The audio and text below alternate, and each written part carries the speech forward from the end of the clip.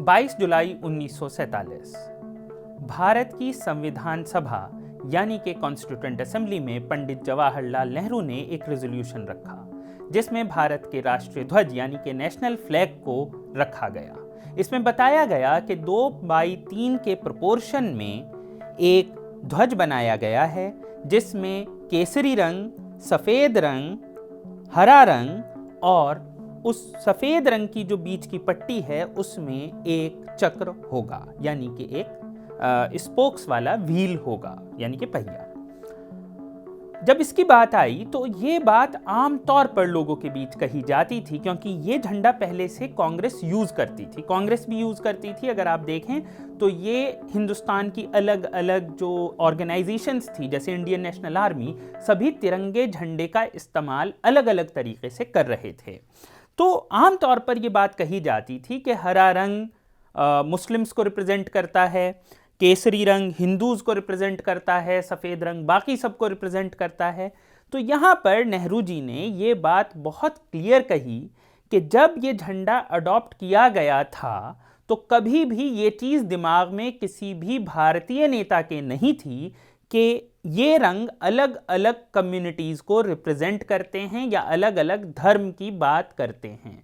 उन्होंने कहा कि धर्म की बात असल में पिछले कुछ साल में जब लोगों के बीच झगड़े बढ़ने लगे तो लोगों ने उस झंडे को या किसी झंडे को अपने धर्म का नाम देने की कोशिश की है, जबकि ऐसा बिल्कुल नहीं है।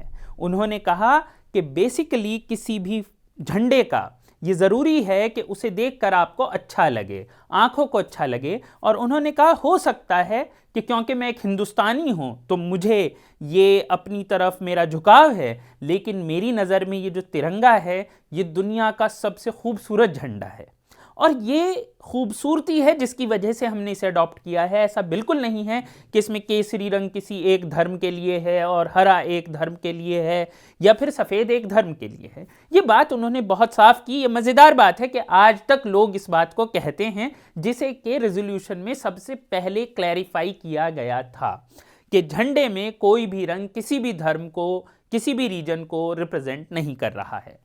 दूसरा सवाल था कि बीच में चक्र क्यों है।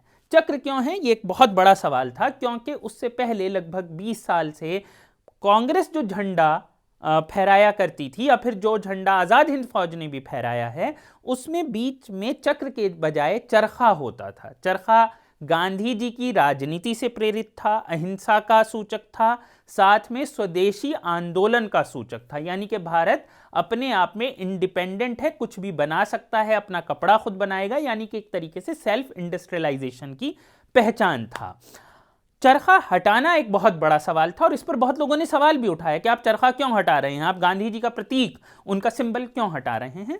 तो इस पर बेसिकली नेहरू जी ने ये चीज़ साफ की कि जो हमारे पास चरखा है, कोई भी झंडा, उसके लिए ज़रूरी है कि झंडा जब हम आगे से देखें और जब पीछे से देखें तो बिल्कुल एक जैसा नज़र आए। लेकिन चरखे के साथ क्या है कि या तो चरखा आगे से आपको चरखे का जो हैंडल है वो पोल के पास नज़र आएगा और दूसरी तरफ से देखेंगे तो पोल से दूर नज़र आएगा। तो उन्होंने कहा कि एक टेक्निकल प्रॉब्लम है जो इंटरनेशनल स्टेज पर भारत को देखनी पड़ेगी।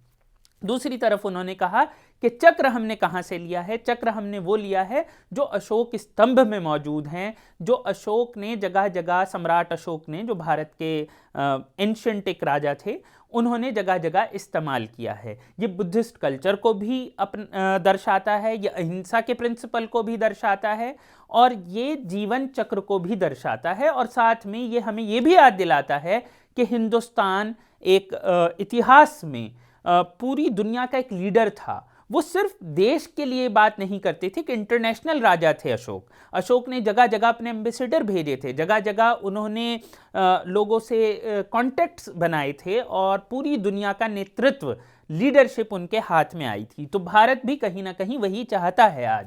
तो उन्होंने कहा कि और कहीं ना कहीं अगर देखा जाए तो जो अशोक चक्र है वो भी अहिंसा की बात कर रहा है, जिसकी बात गांधी जी भी कर रहे हैं। तो एक तरफ हम भारत के एक गोल्डन इतिहास की बात कर रहे हैं, एक स्वर्णिम इतिहास की बात कर पा रहे हैं, अहिंसा की बात कर पा रहे हैं, भारत को विश्व गुरु के तौर पर देख पा रहे हैं। तो इस कारण बीच में चक्र रखा गया था। उसके अलावा उन्होंने 2 उस वक्त पर सामने रखे थे, एक सिल्क के कपड़े पर था यानी कि रेशमी कपड़े पर था झंडा, और एक खादी के कपड़े पर था। और इस पर फिर बाद में बहस भी हुई, और सेठ गोविंद दास जो थे उन्होंने भी ये बात वहाँ पर जाहिर की कि बहुत ज़रूरी बात थी जो नेहरू जी ने समझाई कि जो पहला झंडा, उससे पहले भी भारत में कई तिरंगे झंडे प्रपोज हुए थे, तो 20 की दहाई में जो पहला झंडा कांग्रेस ने अडॉप्ट भी कर लिया था, उसमें एक लाल रंग था, एक हरा रंग था और एक सफ़ेद रंग था।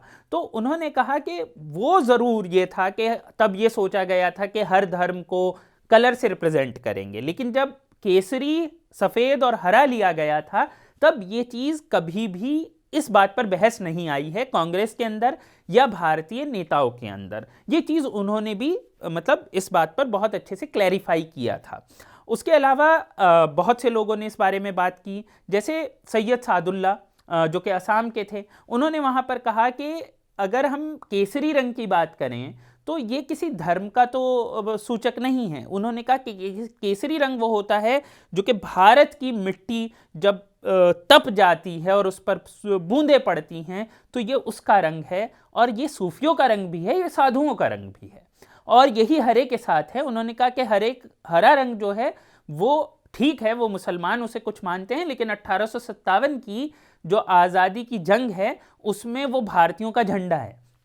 ऐसे ही एक और नेता थे, उन्होंने ये बात भी पॉइंट आउट की थी कि किस तरीके से जो केसरी रंग है उसे बहुत से लोग ये कह रहे हैं कि हिंदू धर्म का प्रतीक है, हिंदू धर्म का वो सूचक है। तो उन्होंने कहा कि ऐसा तो नहीं है। ठीक है, मराठों के पास केसरी ध्वज हुआ करता था, केसरी यानी कि सैफरन फ्लैग होता था, लेकिन अगर हम एंशिएंट इतिहास में जाएं तो क्या आपको महाभारत के जो फ्लैग हैं वो केसरी नज़र आते हैं कि केसरिया रंग हो? तो हिंदू धर्म का भी ये कोई ऐसा नहीं है कि बस केसरी रंग होगा।